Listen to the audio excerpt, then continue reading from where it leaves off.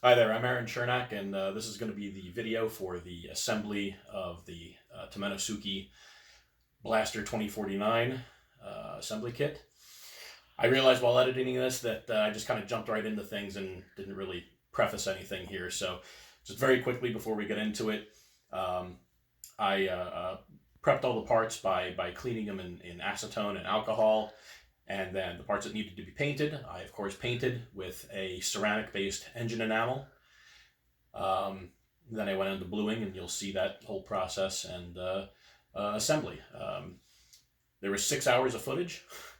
I did my best to cut it down as much as possible, so we're clocking in at just over an hour or so. I apologize for that, but there's a lot of good information, and if there's anything that you did not understand or I didn't cover, send me a message. I'll be happy to help you the best that I can. On to the video. Thank you.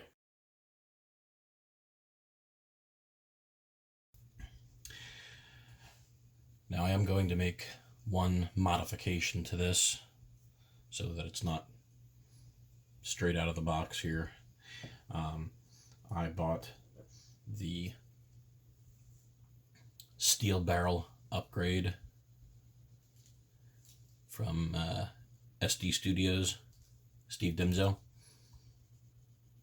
Beautifully machined, absolutely accurate. Got a nice weight to it.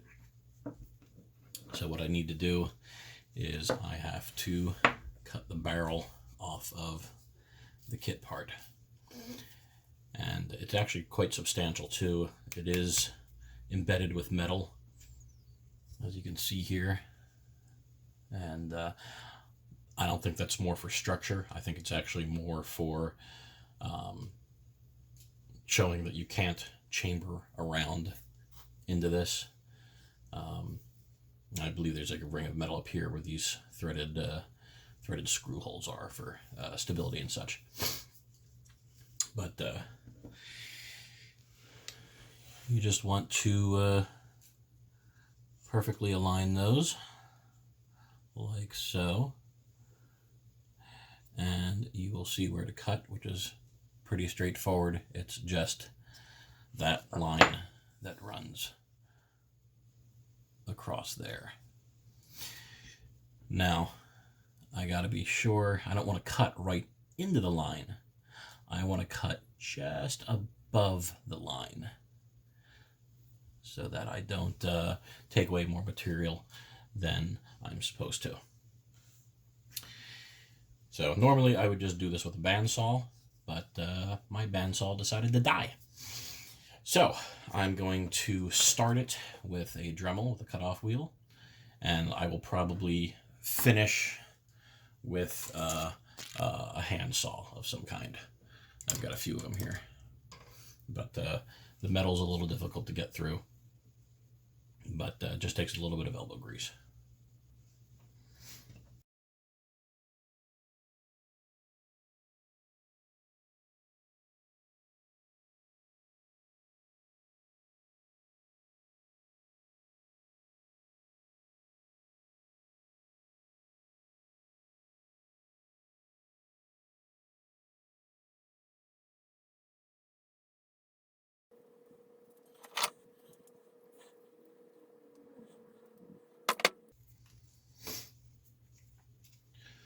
Okay, well the handsaw wasn't necessary. I was able to get it just the right angle with this. I thought I might, I thought the curvature of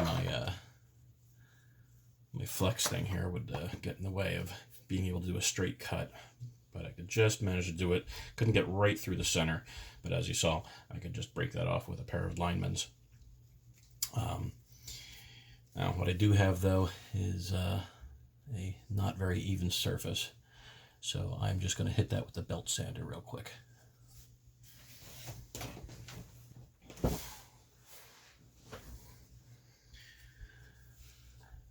As you can see, now I've got it nice and flat. I will just tidy it up with a little bit of hand sanding, and also got to clean out the gunk in there a little bit so that the replacement barrel fits.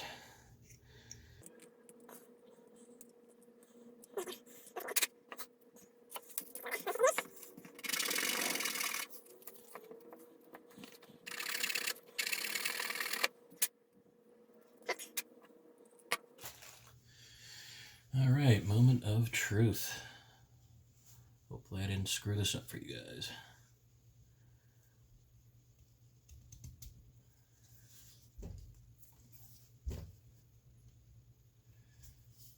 Well, almost in there. I'm gonna have to fight with it a little bit. Oh, that's why. There's just a little bit of a burr on there.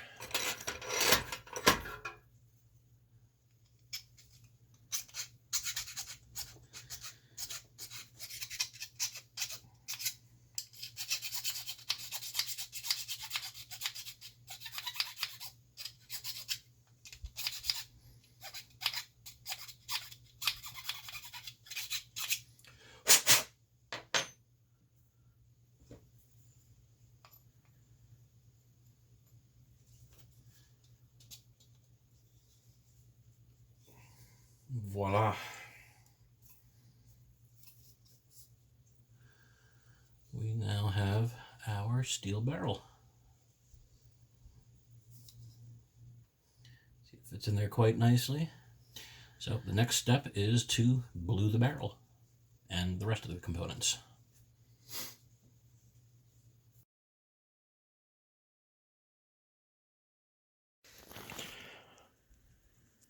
All right, so I've been going through the very, very long and tedious process of bluing these pieces. Still not quite done yet. I've got several more applications to go. Steel barrel is looking very nice. I think I'm going to come to calling that done. It does not show up in camera very well, but it does have a very nice blue hue to it. Nice and dark. Darker than it originally was. The big pieces of the alloy metal, the alloy pot metal, are giving me trouble.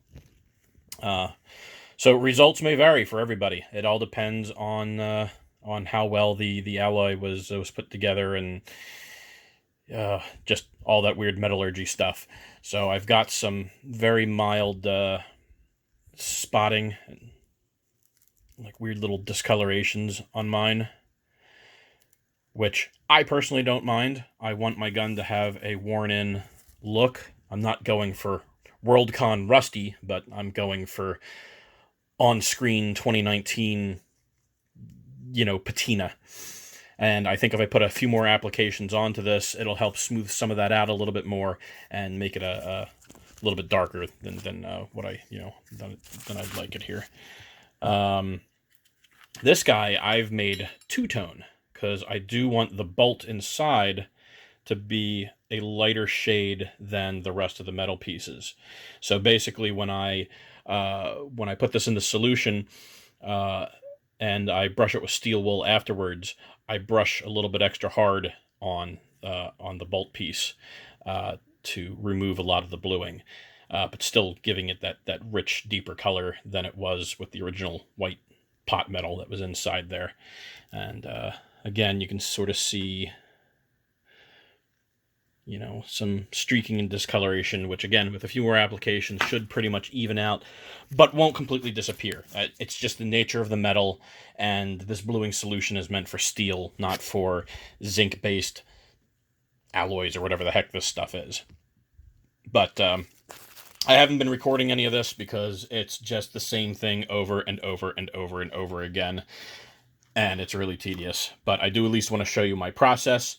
Now again, this is my process. This is what I've chosen to do after looking up various tutorials online from experts who do this stuff for a living.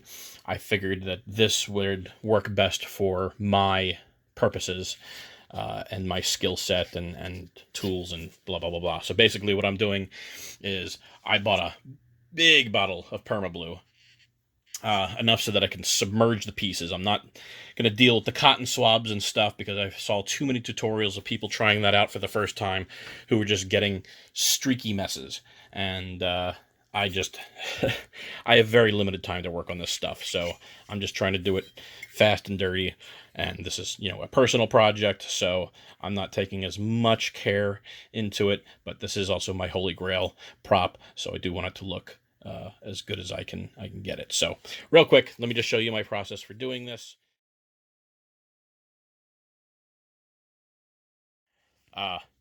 Before I even started doing these applications, what I did was I took all the pieces and I buffed them on a polishing wheel and I used some polishing compound, high gloss, for aluminum and such, and got it buffed to it was on almost chrome finish. And after it was all buffed, I gave it a bath and scrubbed it with acetone to remove any and all of the polishing compound that might still be on there and my skin oils and such like that. And then after the acetone bath and scrub, I gave it a bath in the isopropyl alcohol and scrubbed that down before I ever even put any of the perma-blue on. So it's very important that you prep your surface if you want a nice, even coating of the chemicals.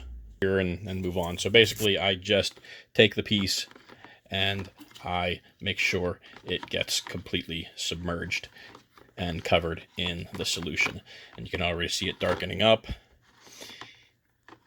See, the downside with this alloy that they cast this stuff in, the bluing actually comes out, making the metal look kind of brown. And there is browning solution out there, so, I mean, it's not horribly uncommon for guns to have that on them as well. So after it's completely submerged and I see everything's darkened up, I mean, look at how black that is now.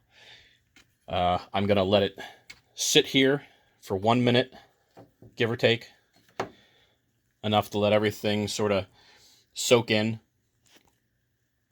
And usually I do a few parts at once, especially the pieces that are all supposed to be part of one, like the top, like the Steyr pieces. I try and do them all together at the same time to make sure that their shades don't vary, so that it all looks like it came from the same Steyr.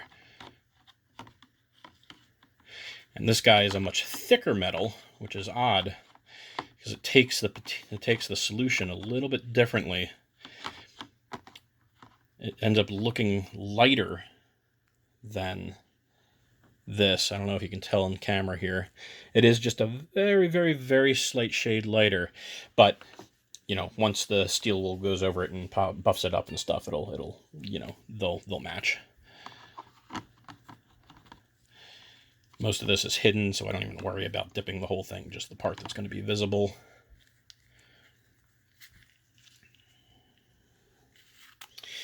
And we're going to take this now. I apologize for the handheld camera. I hate doing that, but I could not get the tripod set up in a way that looked right. So here I'm just getting the bolt section. I'm not really worrying about dipping this, although I've got solution on my fingers, so it's still kind of getting on there. But again, doesn't really matter. Once I steel wool it, it'll buff up and match the shade that I want it to.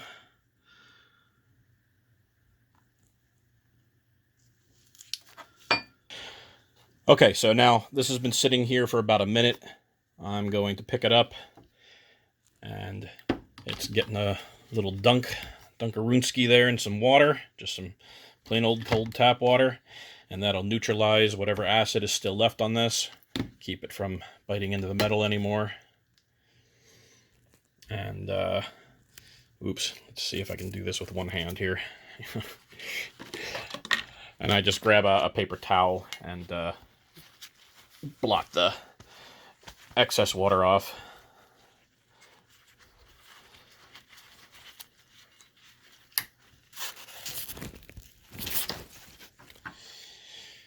And then I put it here and let it dry. So let's neutralize the rest of the stuff here real quick.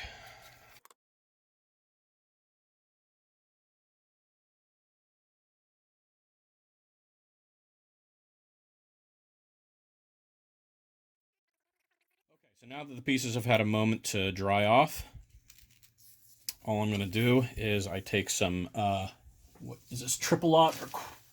Yeah, this is triple aught steel wool.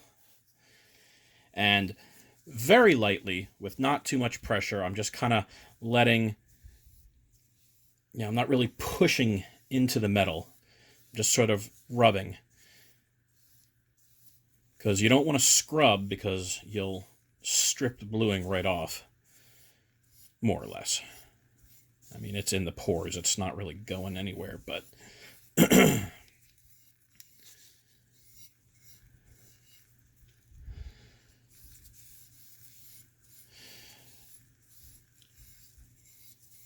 so I go over all the surfaces that I can with steel wool. And the stuff that I can't reach with the steel wool, or if I've got like a little sharp corners or something, I've been taking a brass brush. You don't want to use the steel because it'll scuff your surface, and you don't want to use the plastic ones because it's just not strong enough. And I just, again, I'm not pushing too hard. I'm just letting the brush do the work. And I'm taking off that excess oxidation. And I always try and get inside as well, just to keep any large buildups of oxidation in there. And this will all be getting oiled eventually.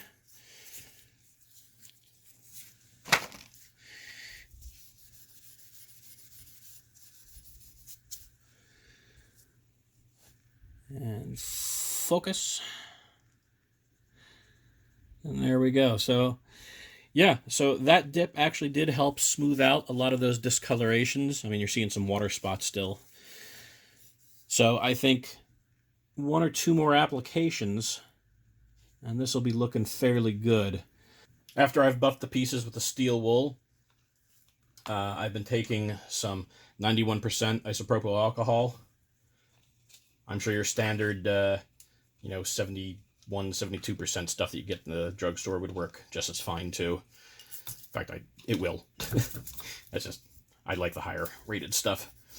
I'm just gonna, in this case, I'm taking one of the nylon brushes, one of the plastic bristled brushes, and I am just scrubbing down the whole surface with the alcohol.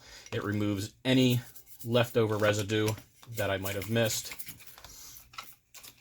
And also it preps the surface for your next application. You want to do this between every application.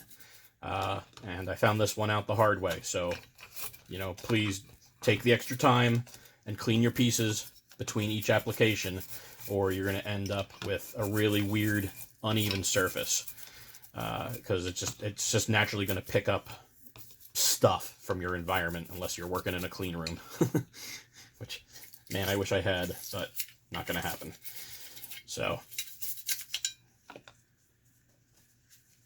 after it's all scrubbed down with the alcohol, I rub it with a lint-free cloth. You can get these at the auto store or wherever. And you want to use clean ones. This one's starting to get a little dirty. I'm probably going to swap out for a clean one very soon. And then you are left with a nice shiny piece that has another application on it, and it's ready to go for another one. And this is starting to look very smooth now.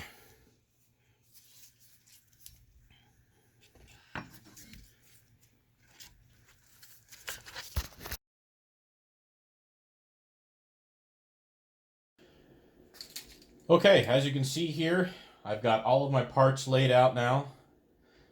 Everything has been blued to the sheen and shade that I personally wanted on my piece. Your results and wants and desires may vary, but this is where I wanted mine. I did take the 2 resin pieces and I buffed them up very well with some steel wool, and I also worked some of the wax into that, which I just realized I did not tell you about. After I finished bluing these pieces, I did not soak them with gun oil, as the directions indicate, because this is not a gun. This is a prop replica that is going to be sitting on display. And yes, it has some moving parts, but you don't need gun oil to make those parts move. You just need to protect the finish. So what I did was I bought Renaissance wax, which is what the British Museum uses to protect all of their antique firearms and other such things made of metal and stuff. It has the same protection that oil does. It brings out the natural luster and shine of the metal. I mean, it basically does everything the gun oil does except leave a sticky and oily residue on the gun. This feels dry. It's nice. It might pick up fingerprints a little bit easier, but you just wipe it off with a cloth. So I find that the Renaissance wax is the way to go for a prop replica gun. If I were going for a live fire version or something, obviously I would use gun oil and care for it as I would a regular firearm. But this is a prop replica. This is a display piece. So Renaissance wax is how I went. Anyway, so I know this is kind of what you've all been waiting for and wanting for the past year and a half that I bought this thing. And I'm sorry it's taken me so long to do this. I'm not a professional videographer. I hope that this will work. If I'm working on some really tiny bits and I have a hand free, I'll try and get in real close for you. I know you guys really want to see the trigger assembly, and I think that I have that worked out. I hope. So, yeah, let's give this a shot. I do have a assortment of tools here. I've got all of the Allen wrenches that came provided in the kit. I also have a selection of micro screwdrivers in both flathead and Phillip head, because I know we'll be needing those for some of the screws. I have a probe in case, I don't know, you never know. It helps to have a long pointy object sometimes. And I've got some rubber tipped tweezers in case I'm having trouble picking up one of these screws. I don't want to use a metal tweezers, because if I try and grab a tiny screw, it's going to go shooting and firing out and be lost forever. So rubber tipped it is. So yeah, it looks like the first step is to set the magazine housing nut into the Charter Arms frame. And I believe that this part is in this bag, which it is. Let's see if I can get this little guy out. Okay, so this is the magazine housing nut. It's got a little threaded bit on the bottom there, and just a cylinder with a hole in it on the top there. And actually, we are going to temporarily pop. You know what? No, I am going to leave my barrel in. I was going to take it out, but I decided not to. But this threads right into here. And before I actually put this in, let me stand up a little and look through the viewfinder here and make sure you can actually see what I'm doing. Yeah, more or less. I'm going to see if I can get a little bit more light in here too. The sun is setting though, so I'm not going to get too much light. So yeah, apparently this is supposed to just thread right in somehow into a piece that's not threaded. There we go. Oh, maybe it is threaded. Looks like they tapped it already. Yeah, that's going right in. Very, very nice. Bam. First part's done. Whew. Time to take a break. Just kidding. All right.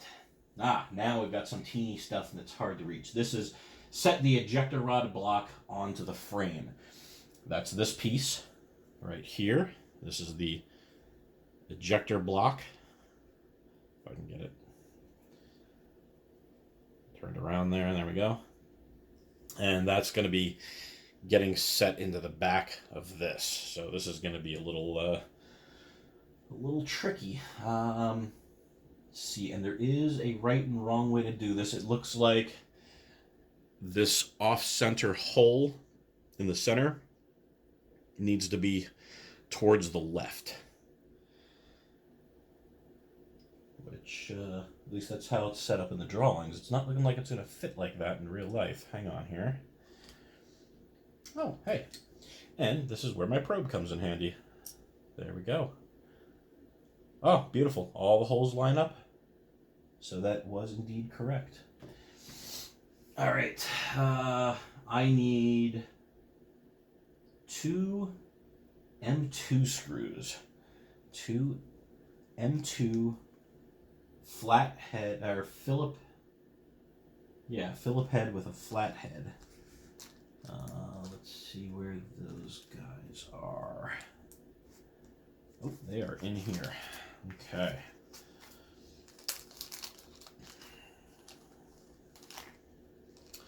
It is good to have a small ruler on hand, which I do not have on hand, but it is good to have one. That way you can measure the screws and make sure you're putting in the correct one. Because I want M2s, and I've got 4 here that fit the bill upon initial visualization, but it does look like one of them. Oh no, they are all in fact the same size. Okay, so let's find a small Phillips head. Oop, that's a flat head. I can't see. There we go. Okay, yeah, so all 4 of these are indeed M2s. And I'm gonna pick my screw up on my screwdriver here. Definitely get magnetic tips for these, because you are not putting this screw in with your fingertips. It is too deep in there and way too tiny. Okay. I don't know how well you can see any of that. I can barely see it.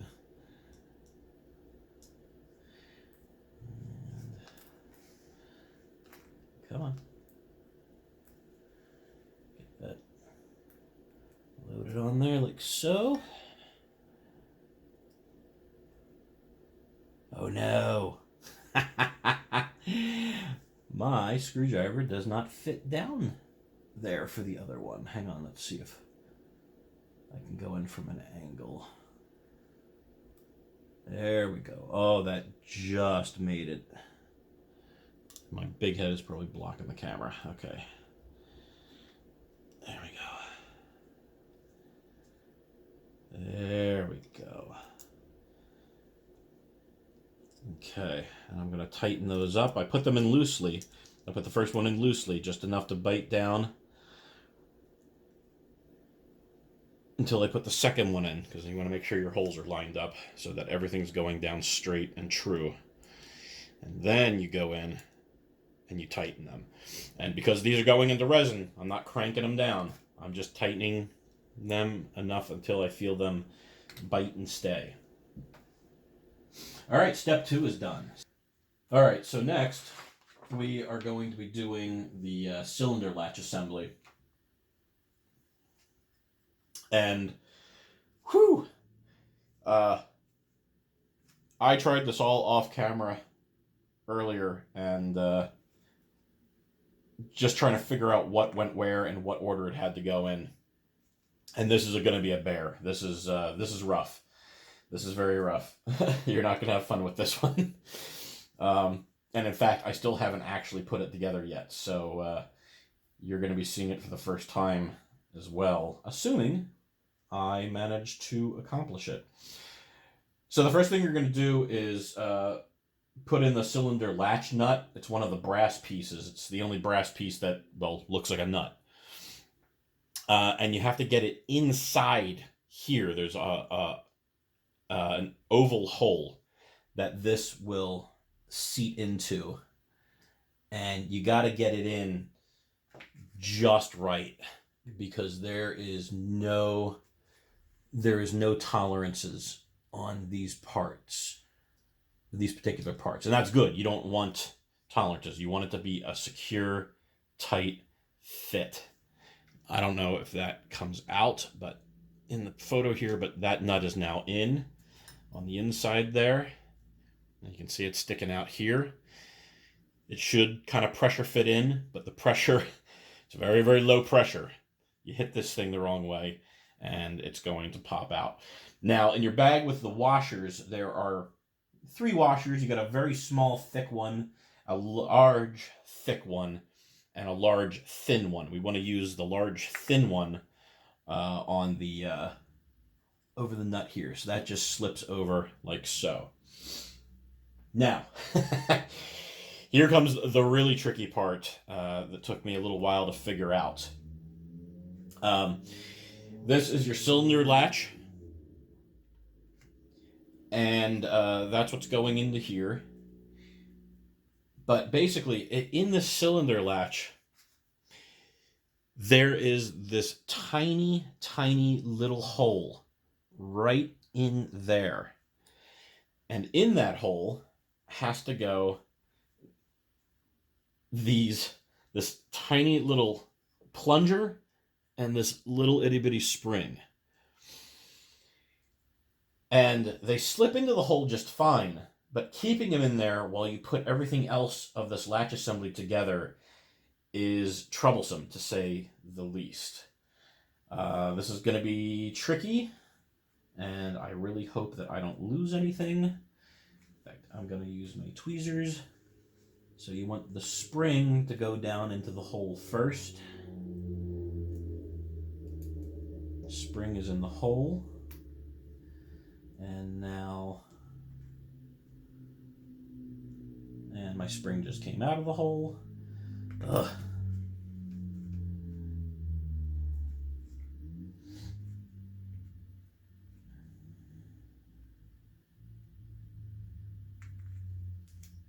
Oh my goodness.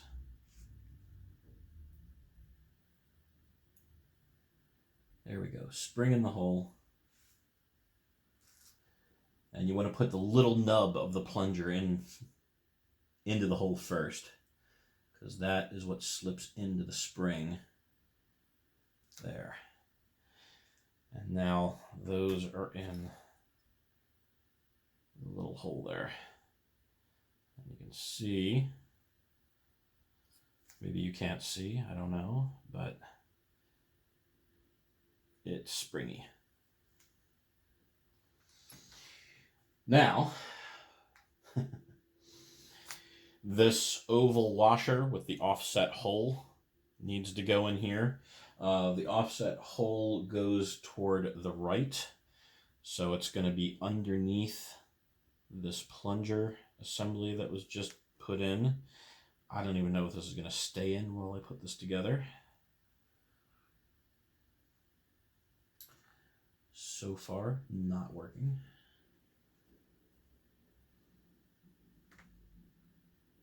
And I got that backwards. The offset hole is towards the plunger. Or maybe I did say that. I don't know. I'm getting confused. Oh my goodness. There. Okay. So that's in there.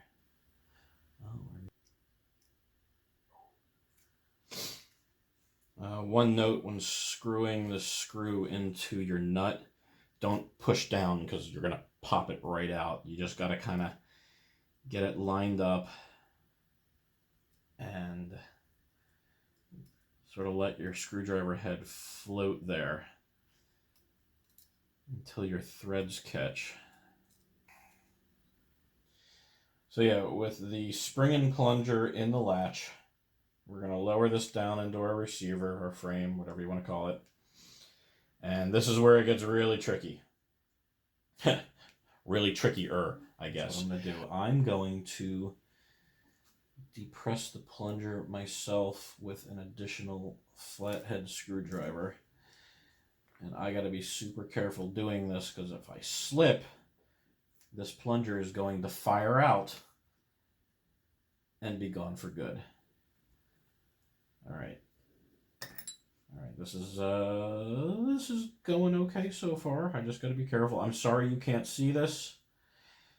Rest assured, this flathead screwdriver has got the plunger pushed into the cylinder latch, which frees up the nut so that I can get the washer and the screw in.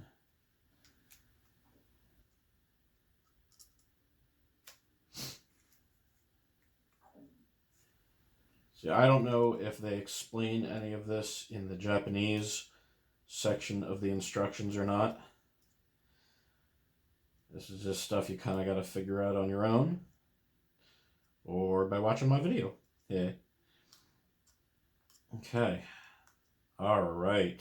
I think I almost got it. Almost.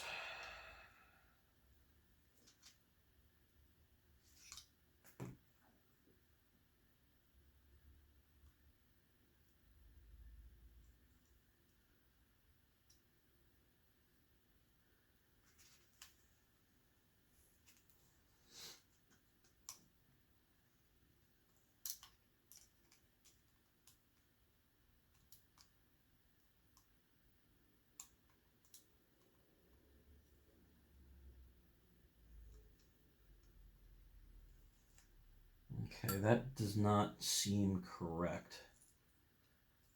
There we go.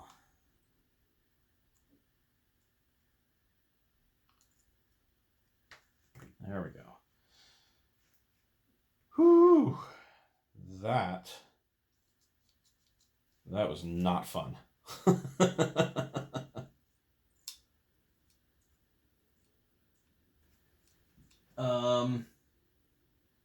Oh yeah, let's move on to something easy. We got the trigger assembly now.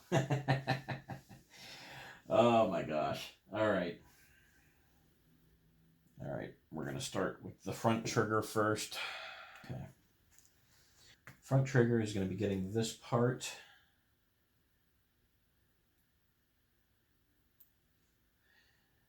And it's gonna be getting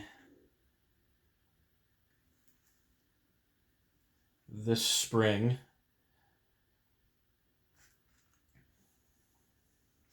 And it needs a pin.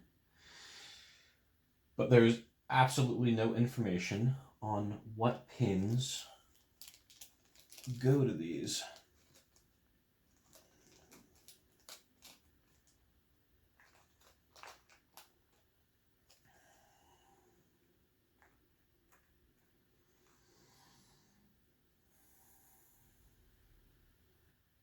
All right, so the longer end of the spring is going to need to rest against this sort of raised area on here.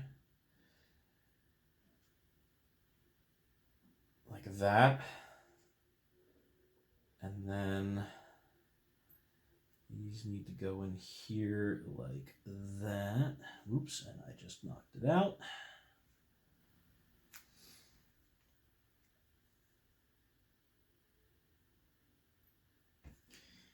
Like that. Okay, so let's see if I can pick this up. All right, now I'm holding this sort of brass pin in here because really there's literally nothing holding this in. But as you can see,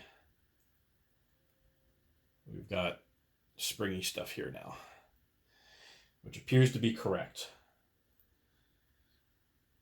I love how in the instructions it says, for more information about triggers. Like, where? Is that like a link to something that better explains it? I don't know. Okay, so front trigger assembly, pre-assembly seems to be done. Who knows? All right, and then for rear main trigger, we're going to need this part. I guess we're going to need another brass sleeve. And then we need this thicker spring that's a little bit more open. And it looks like those sides are even, so I don't think I need to put a... Oh, this also gets this. Okay, this one gets 2 springs. Rear trigger also gets this skinny guy that's bent into all sorts of funky shapes. Oh, maybe. Oh, okay. That's how that spring goes. All right, so the big spring, at least I know, goes through this slot at the top of the trigger with one of these pins pointed down and seats in there like so.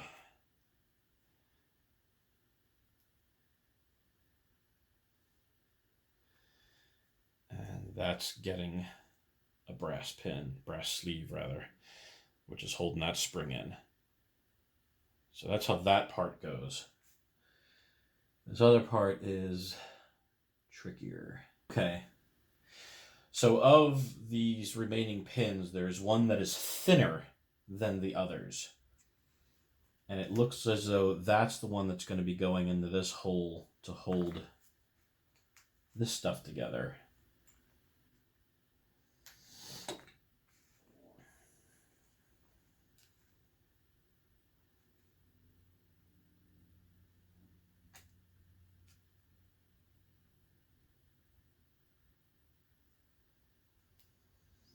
I'm afraid to force anything, but literally none of these other pins will work. This is the only pin that fits through this hole. But I can't get it into this hole. Okay, I am back. So what I ended up having to do was to get this pin into this part with a little bit of force. I held it with some tweezers and just very lightly tapped it with a hammer, because that is a truly tight fit. That's how that's supposed to go in there. Oh, okay. So yeah, basically the right angle bend clips in behind this, and this soft angle bend is going to latch around the back of that little nub. So let's see here. There is just literally no easy way of doing this.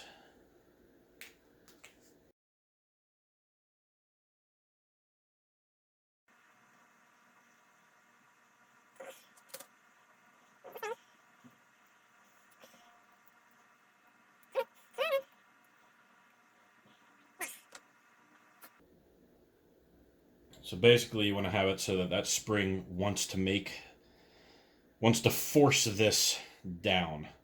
Or, you know, when it's in the frame, it'll be forcing it into the cylinder assembly. Wow, okay, that was insanely stupid. Now, once again, they don't tell you which order to put the triggers in, so I don't know if that's going to be a thing or not. Now this, I believe, needs to get worked up here, not in here. So that being the case, maybe I am going to take this guy out first. Alright. Because I think this is going to be a little trickier to get in. There we go. Okay. Yeah, so now that, see the little arm is sticking out of that little slot up there.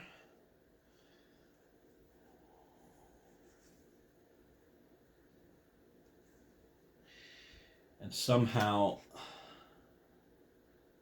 that nub needs to fit into that groove there.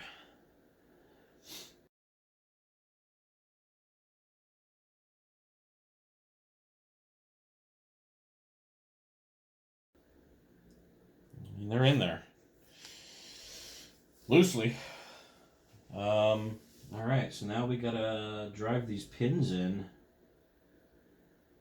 I don't know if I have to do this off camera again. Okay, there are 3 pins here of identical length. We need 2, but these other 2 pins are completely different sizes. So I'm assuming we're going to use 2 out of 3 of these of this length, which, I don't know, 15 mil maybe? It's hard to say.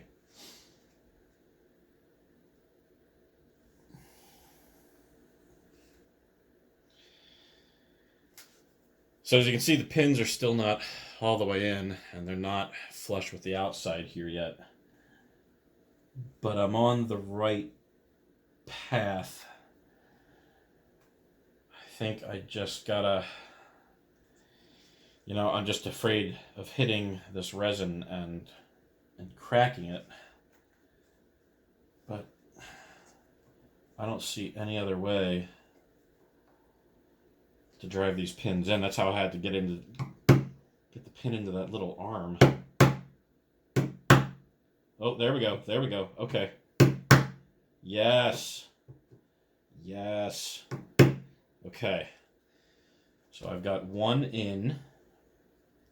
It's still not perfectly seated yet, but I know it's not going to be coming out. Let's get this guy realigned properly. Like so.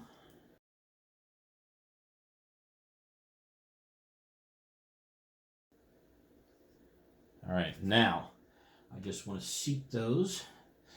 So I am going to use a screwdriver here.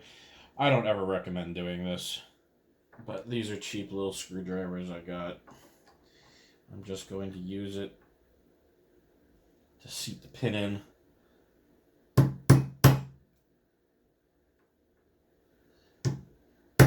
That way I'm only putting, the only thing getting impacted here is the pin. I'm not hitting the surrounding resin at all. Just using it like a nail set, a nail punch. Oh, yes, yes. Yes, okay.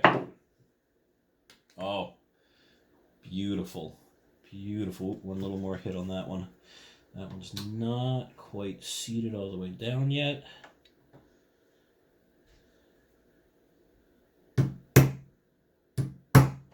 There we go. Actually, I went a little bit too far on that, but easily remedied. I just go in from the other side. Give it a little tap that way. There we go. All right. So now we are flush with the pins on both sides. Except for that one that I hit too far. I gotta back that back out a little bit more still. There we go.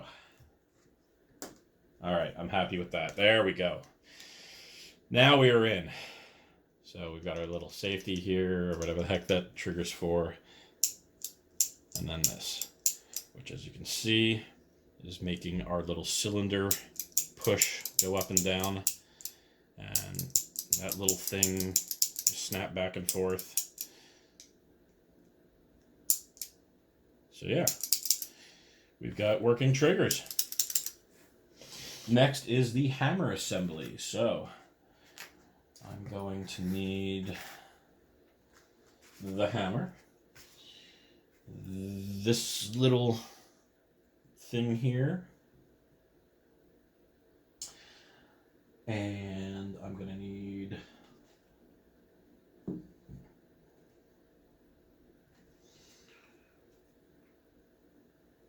oh, I don't know what I need there. Is that a brass sleeve or is that a pin?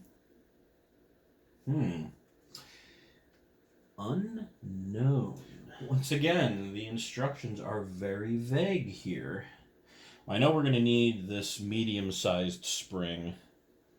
Remember, we had that really small one. We've got this medium-sized one and this slightly larger one. And, of course, this gargantuan one here, but that's for later. I believe we want the medium-sized one,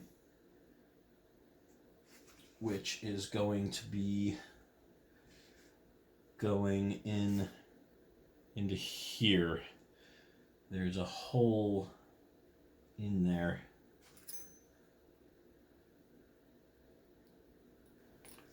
Yeah, okay. So it looks like we're doing the shorter of the pins, the shortest of the pins.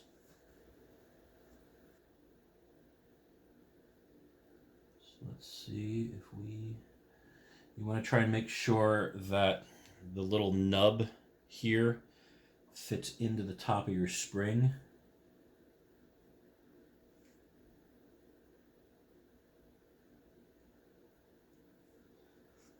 Okay.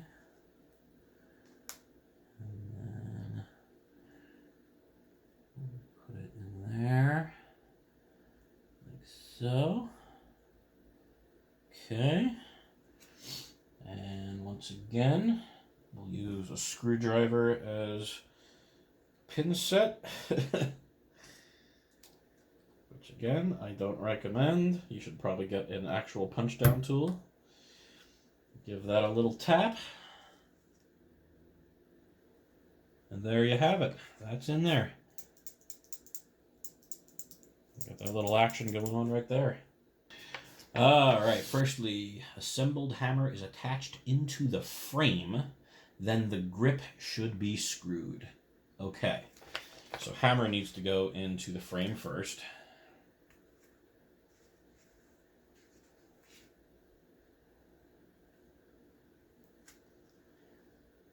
So it looks like that's gonna sit in there like so. You want this hole to line up with that hole.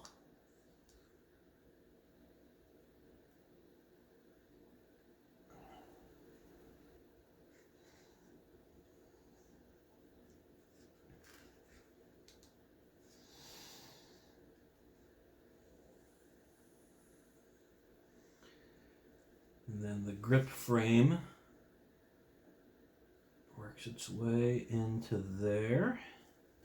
Maybe I want that.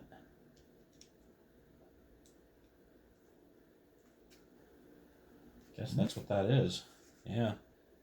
And it doesn't want to come out, so sure. I'm okay with that. That works. Ah, there we go. Okay. That is correct. All right, and then I got to screw in the grip frame with M3 slotted head machine screws, which are these guys here. Yes.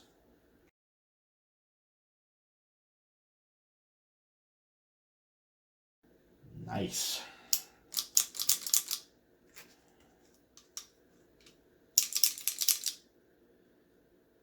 Okay. There we go. That's all together.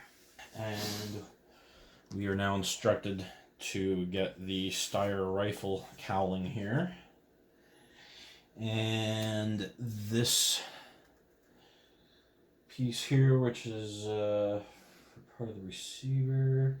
And then 3 slotted head machine screws of the same type, which is going to be these, because those are the only ones I have in triplet. And then we're also going to need a rounded dome cap screw, which are in these bags. But I'm not sure which one yet. It says, oh, 832 by 3/16. That's weird. Why do we have a mix of metric and imperial? That's it's very disconcerting. And confusing.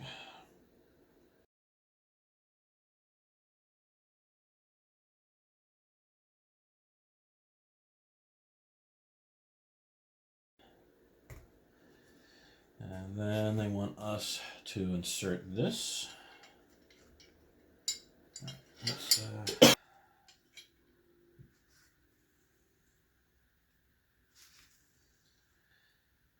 where are my Allen wrenches?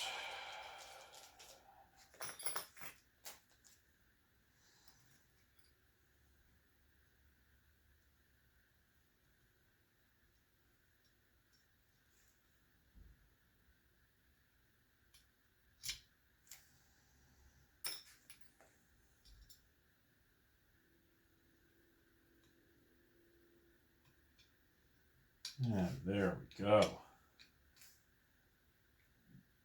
Yes, sir.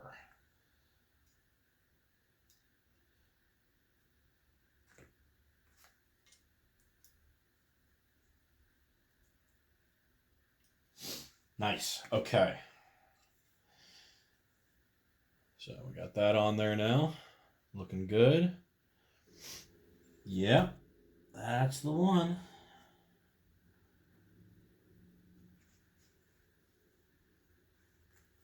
That's probably a 440, am I right? 540, okay.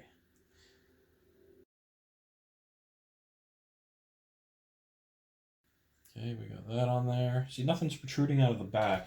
Let's put together the bolt assembly. This guy's going in here.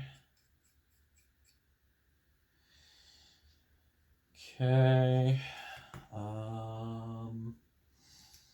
I need this, and I need an L10 button screw.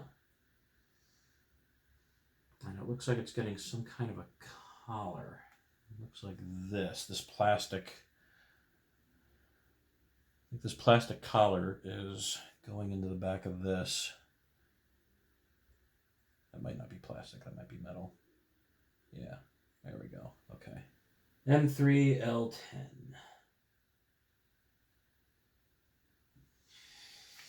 I don't know if that's the longer one or the shorter one. Well, one way to find out is let's put in the larger one, and if I can't get it to bottom out, then we know that that is too big and we need the shorter one.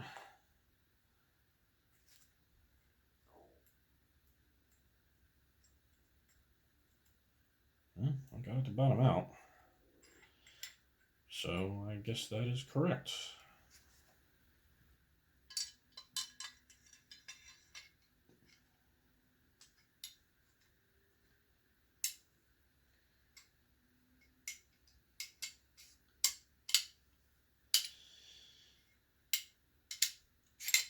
Yes, nice.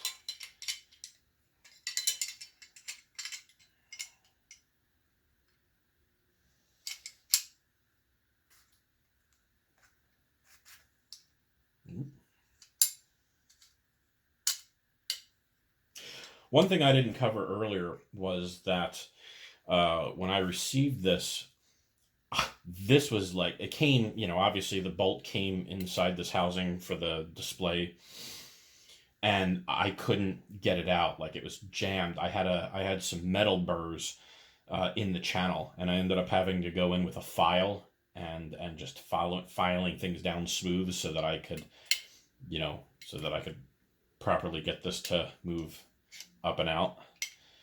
I don't know if everyone's going to have that issue, but I did, and it was a simple 2-second fix. But okay, maybe that's what the instructions were showing. We're showing that button screw going in, not the previous button screw that we already did. This is the stop for the bolt assembly, so it doesn't come flying out like it did a minute ago when I was showing you how that works. And actually, I just want to make sure that's tightened down. Yeah. So now, in theory, yeah, there we go.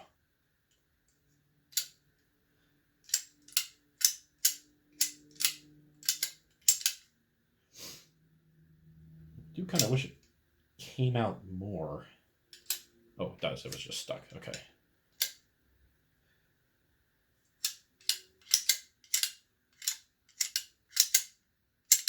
Nice. Okay, there we go.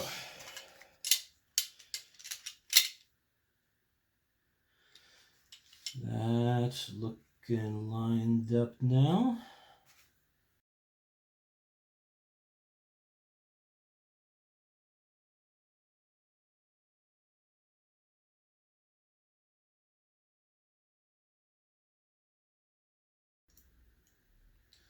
Again, you want to swap from side to side when screwing stuff in so that it goes in straight. Never tightening down one side before the other, really. There we go. Okay. All right. That's together. All right, next step is going to be the cylinder. So I need the cylinder. I need the shell ejector.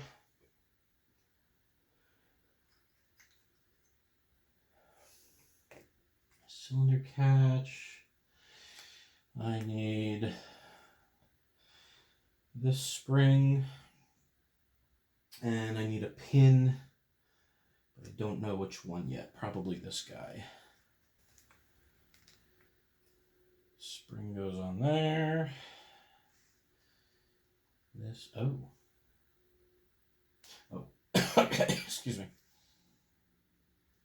That goes down there.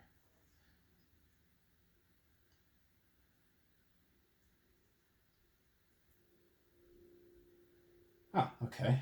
Yeah, that pin just, you gotta sort of push back on the spring and the pin slides into the hole, and then tension keeps it in for now. And once it's in there, when you release the tension, the pin will stay in there because it'll be within the cylinder. I think. Okay, and then now we need the cylinder arm and something. So yeah, okay, so this pin, it has a hollow end on one end.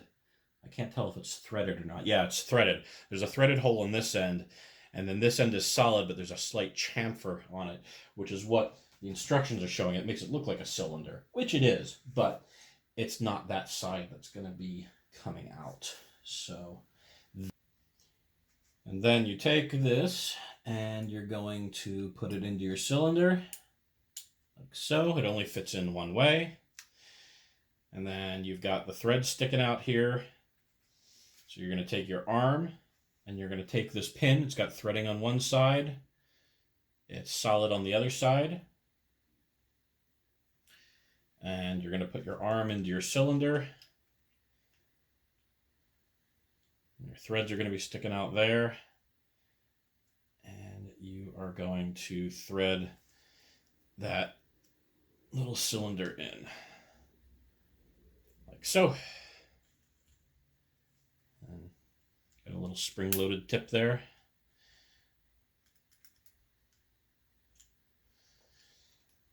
And that's it for the cylinder. Now, we've got our laser sight. And our little door here. All right, I need M2s. I think these are the tiniest screws in the kit.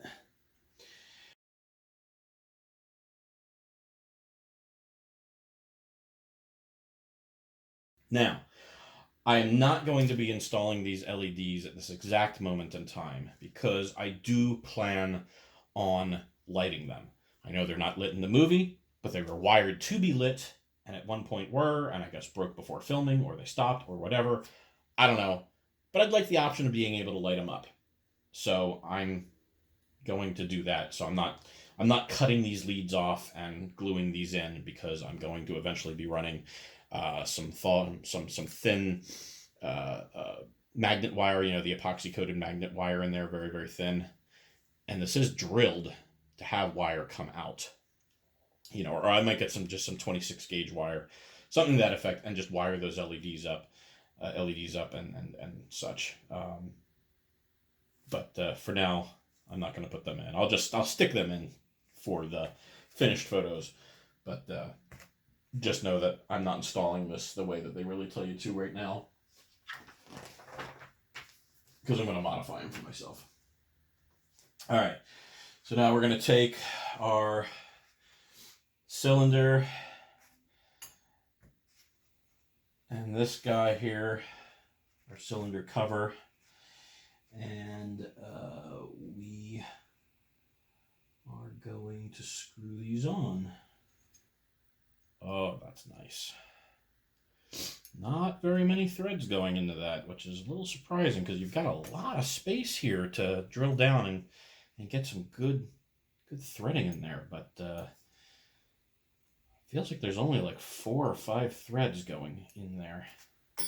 Okay, so now we are going to be installing the cylinder assembly. Put the crane collar into the crane hole and then screw it. Okay, so this is our crane collar. This is the last brass piece.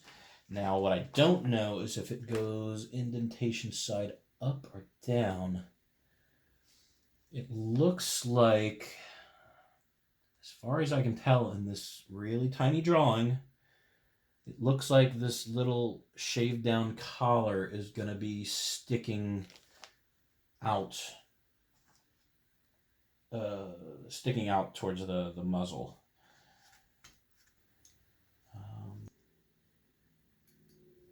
Oh, there it goes. Okay, I had to go in from the back. Okay, so that's in. And then that gets laid down in there. The M4 slotted head machine screw, which has a collar on it, a neck, so it's going to be this guy. This is what you want to put through there.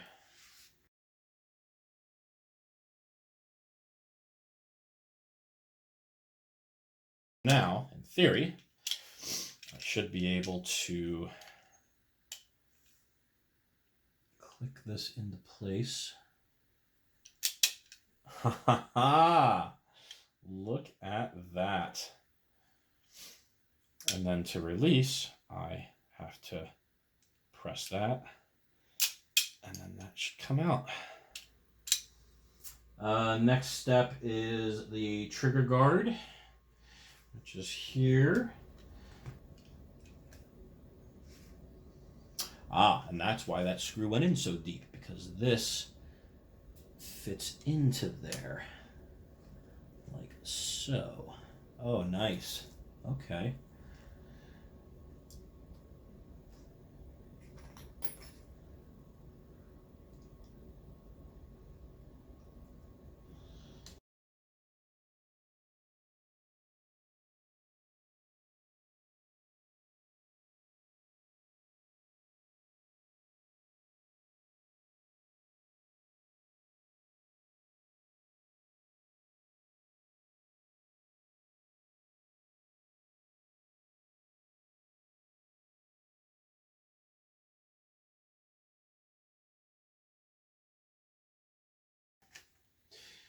All right, trigger guard assembled. So now I need the binding post and the washer.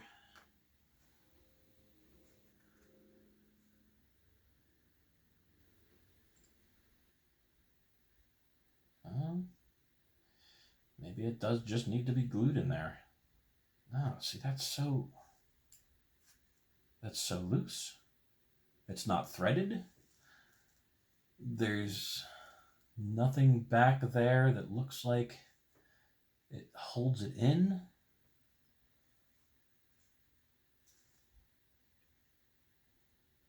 I'm not sure. I'll revisit that. We're going to lift our arm up here. And this is going here.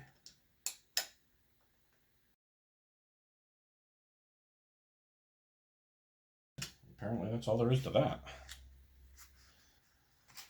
Apparently there's a screw in the back of the cylinder cover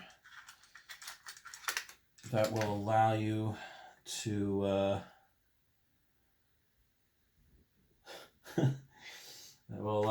to screw in your weaver knob so that it's pointed at the exact direction in which you want it.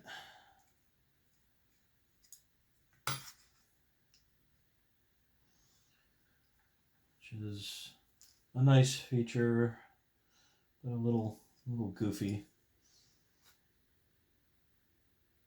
Yeah, see, so if you want to have your weaver knob pointed like that, like it is in the Worldcon photos, you get it to that position as far to screw down the bottom as possible.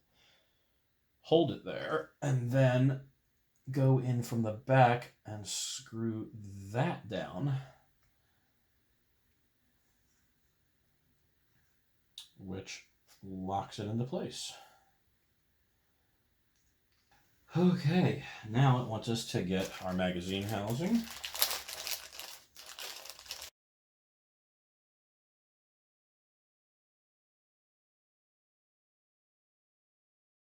Now we got those in there.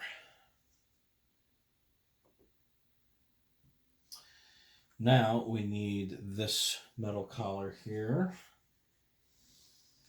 and our big screw.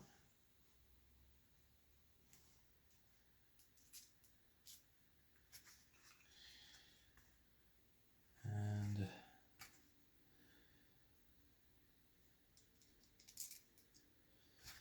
that's, whoop, big screw in there, collar over top.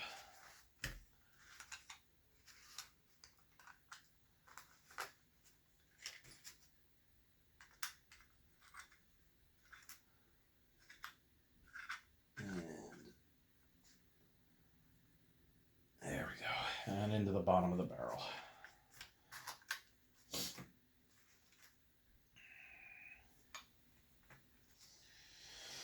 All right, so for attaching the outer grip frame, we need the 440 1/4-inch screw and that thick washer. Yep, it appears that is a spacer for the inside.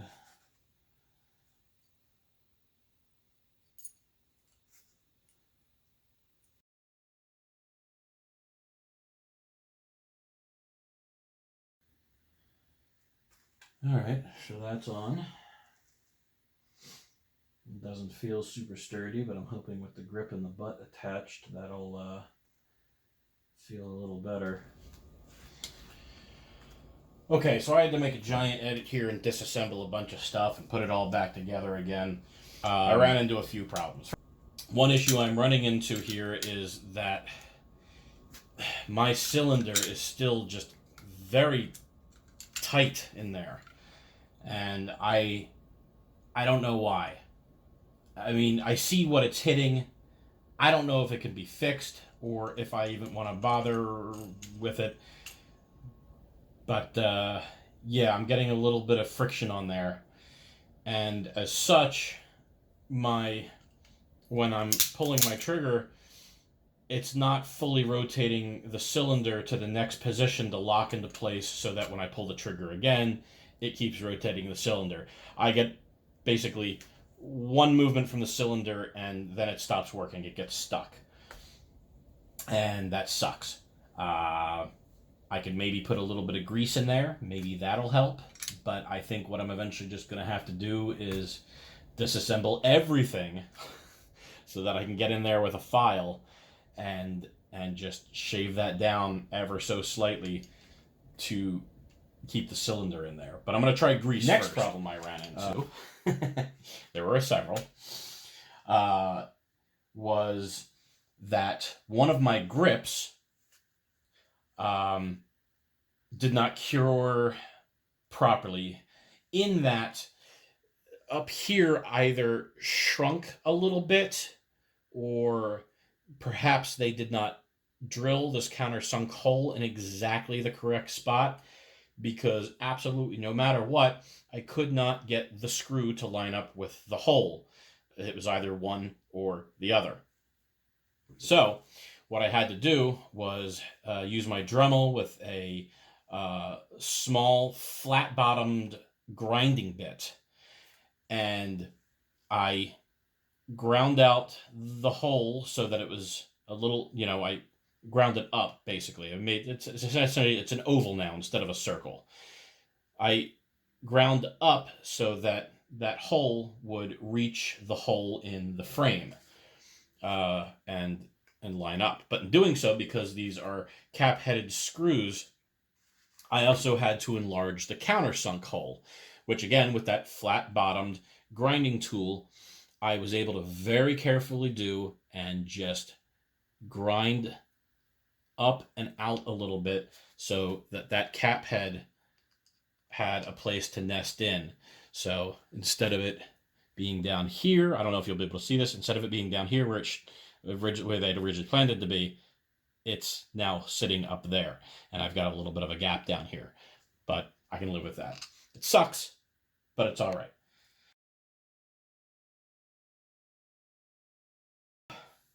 Final problem that I had was when I went to go try and put the butt on. I'm supposed to be using where is it? An M2.6 L30. And I went upstairs and I measured it, and it was definitely an L30. But it did not go in all the way to screw the butt down. It stuck out about a good half a centimeter or even a full centimeter. It's like they didn't drill deep enough, or maybe there's schmutz down there that's keeping me from getting it in all the way. Either way, I don't even know why they needed a screw that long. It's not necessary.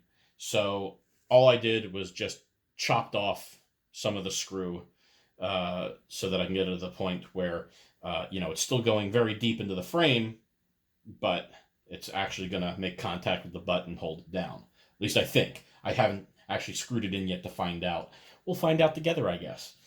But yeah, there was a whole lot of stuff I had to do off camera. I apologize for that. But, this is not, it's a beautiful kit, but it's not a perfect kit. This is cast metal. It's not machined metal. It's not going to be perfect. And you got to learn to roll with the punches. There we go. Yeah, and I don't know what's up with this little spacer here. I don't know if that is a screen accurate thing, because I don't have any pictures of everything with the grip removed. I kind of feel that because this is cast metal, there was some major shrinkage that they didn't account for, which left this giant gap here, because I'm not seeing a gap through the amber grips on the photo. I think this was just oh crap, guys, we didn't engineer this properly. Here's a fix. Stick a spacer in there. Once the grips are on, you can't really tell. You can see that there's a bit of a gap there, which doesn't quite match the Worldcon photos, but, what are you going to do, Other than owning the real thing, this is going to be the closest I'm going to get on a budget that I can afford, unless I win the lottery.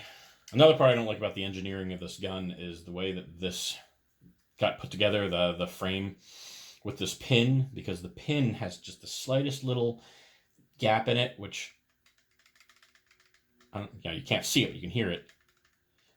The grip shifts back and forth ever so slightly, and it just kind of makes it feel a little not sturdy, kind of cheap.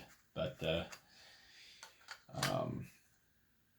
again, that's one of those things I just gotta deal with. It is what it is. If I really, really want to, I could go in there with some JB Weld and seal that shut forever. But then I'd never be able to take this thing apart, which I want the ability to do, to maybe someday make some modifications or repairs, God forbid, if something should break. I'd like to be able to have the option of field stripping this, or if I decide, I'm really not happy with how I finished this, I'm going to take it apart and redo it, maybe re-blue the metal, or whatever reason, I don't know.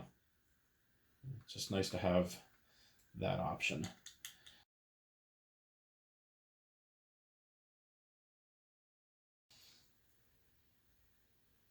There. Okay, now we're down. Oh, we're solid. All right, let's see.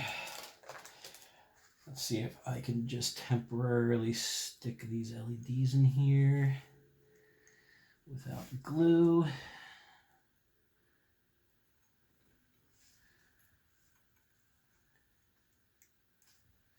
Beautiful. And our dummy rounds.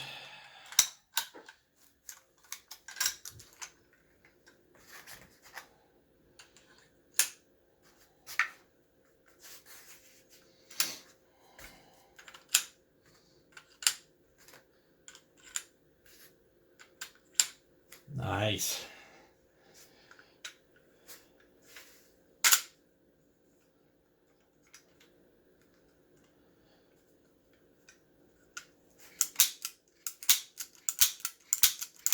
Oh, look at that. Apparently, the dummy rounds made it function.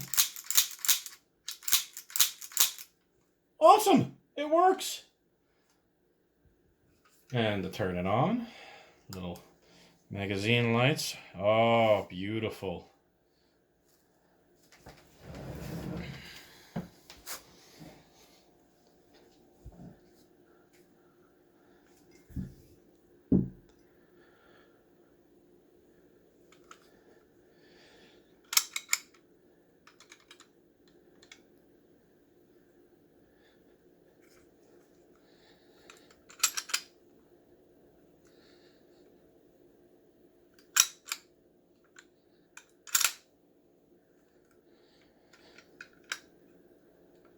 There she is.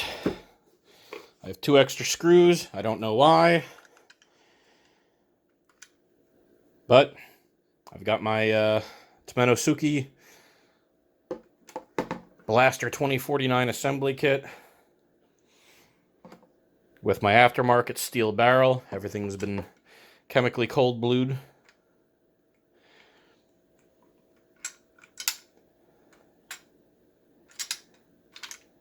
And it is a thing of beauty.